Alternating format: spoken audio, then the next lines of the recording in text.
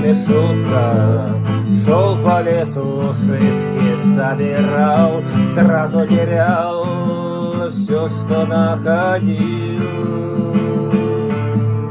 Превращался в дуло, чтобы кто-то там вспомнил, чтобы кто-то там глянул, чтобы кто-то там понял.